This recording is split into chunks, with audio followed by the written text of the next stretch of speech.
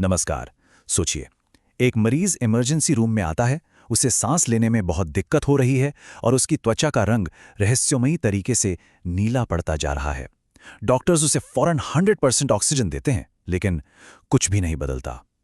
ये एक ऐसी मेडिकल मिस्ट्री है जिसकी शुरुआत एक बहुत ही अजीब और खतरनाक रंग से होती है। तो ये सवाल डॉक्टरों को भी चक्कर में डाल देता है। अरे भाई, ऑक्सीजन ही तो जिंदगी है ना? अगर शरीर को भरपूर ऑक्सीजन दी जा रही है तो वो नीला क्यों पड़ रहा है? ये तो सीधी सादी मेडिकल लॉजिक के खिलाफ जाता है और हमें बताता है कि प्रॉब्लम फेफड़ों में नहीं बल्कि कहीं और, खून के अंदर बहुत गहरी है। और बात यहीं खत्म नहीं होती। जब डॉक्टर्स खून का सैंपल लेते हैं ना, तो ये मिस्ट्री और भी ज्यादा उलझ जाती है। खून चमकीला लाल नहीं है जैसा उसे होना चाहिए, बल्कि उसका रंग अजीब सा चॉकलेट ब्राउन है। ये रंग यही है हमारा पहला और सबसे बड़ा क्लू, जो खून के अंदर किसी बड़ी गड़बड़ी की तरफ इशारा कर रहा है। तो चलिए अपनी तहकीकात शुरू करते हैं इसी सेंट्रल मिस्ट्री से, यानी साइनोसिस, शरीर का नीला पड़ना। पर यह कोई मामूली साइनोसिस नहीं है। ये ऑक्सीजन देने पर भी ठीक नहीं होता, जो इसे एक क्लासिक साइन बनाता है कि हमें फेफड़ों से कहीं आगे देखने की जरूरत है। तो सवाल यह है कि अगर ऑक्सीजन की कमी नहीं है तो फिर इस नीले रंग का मुजरिम कौन है?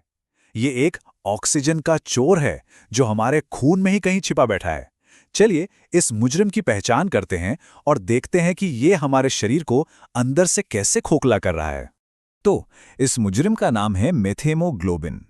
अब देखिए, होता क्या है। हमारे हीमोग्लोबिन में होता है आयरन, यानी Fe2+, जो ऑक्सीजन को पकड़ता है। लेकिन जब ये आयरन ऑक्सीडाइज होकर Fe3+ बन जाता है तो इसकी पूरी केमिस्ट्री ही बदल जाती है। ये छोटा सा केमिकल बदलाव हीमोग्लोबिन के सबसे जरूरी काम, यानी ऑक्सीजन को लाने ले जाने के काम को पूरी तरह से ठप कर देता है। इसे समझने का सबसे आसान तरीका है ये एनालॉजी। सोचिए, नॉर्मल हीमोग्लोबिन एक खुली हथेली यानी Fe2+ जैसा है, जो फेफड़ों से ऑक्सीजन को आराम से पकड़ता है और शरीर के टिश्यूज में छोड़ देता है। लेकिन मेथेमोग्लोबिन वो एक बंद हुई मुट्ठी यानी Fe3+ की तरह है।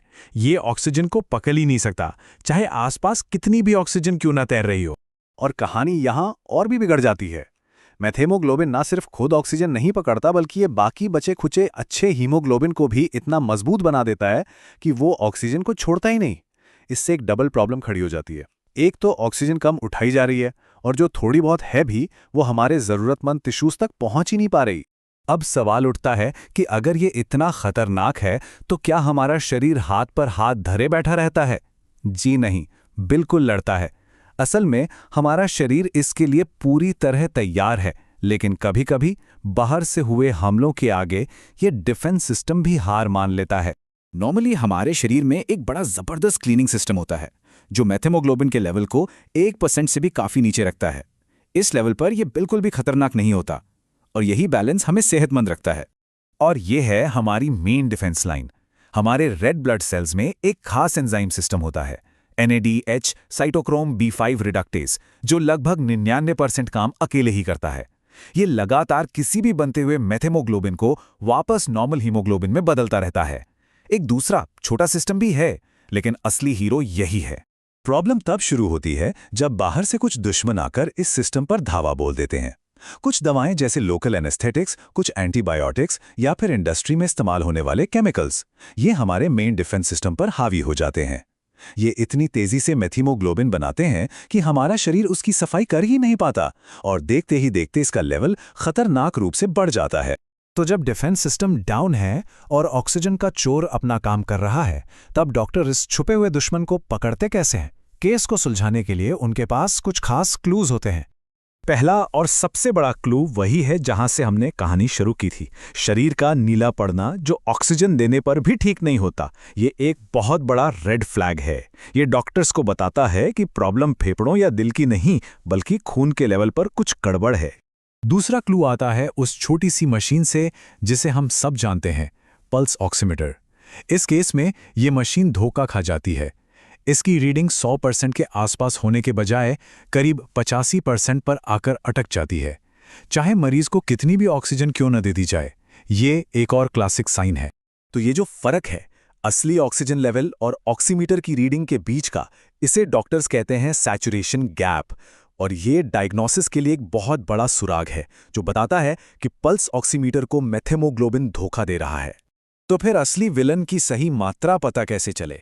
इसके लिए एक स्पेशल ब्लड टेस्ट करना पड़ता है जिसे कहते हैं कोऑक्सीमेट्री। नॉर्मल पल्स ऑक्सीमीटर सिर्फ 2 तरह की लाइट इस्तेमाल करता है, लेकिन ये मशीन कई तरह की लाइट इस्तेमाल करके खून में मौजूद मेथेमोग्लोबिन को सीधे सीधे नाप सकती है। सिर्फ यही टेस्ट इस ऑक्सीजन चोर का पर्दाफाश कर सकता है। तो एक बार जब मुजरिम पकड़ में आ जाता है तो उसका एक जबरदस्त तोड़ भी है, एक एंटीडोट। लेकिन कहानी में एक ट्विस्ट है, एक बहुत जरूरी चेतावनी भी है। इस हालत का इलाज है एक एंटीडोट, नाम है मिथिलीन ब्लू। अब याद कीजिए वो दूसरा छोटा सा 1% वाला डिफेंस सिस्टम। मिथिलीन ब्लू सीधा उसी को टारगेट करता है। ये उस छोटे से रास्ते को हाईजैक करके उसे एक सुपर फास्ट मेथेमोग्लोबिन साफ करने वाली मशीन में बदल देता है, जो तेजी से आयरन को वापस Fe2+ में बदलकर हीमोग्लोबिन को फिर से काम पर लगा देता है। लेकिन यहीं पर आता है वो बड़ा ट्विस्ट।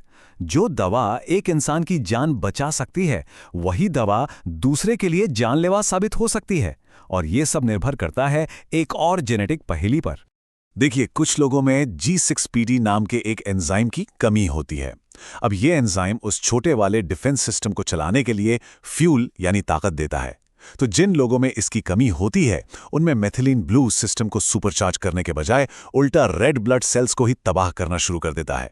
यानी इन मामलों में एंटीडोट एक और भी बड़ी मुसीबत खड़ी कर सकता है, जो ये बताता है कि सही डायग्नोसिस कितना जरूरी है। आइए इस टेबल पर एक नजर डालते हैं जो इन तीनों हालतों के बीच का फर्क साफ कर देती है।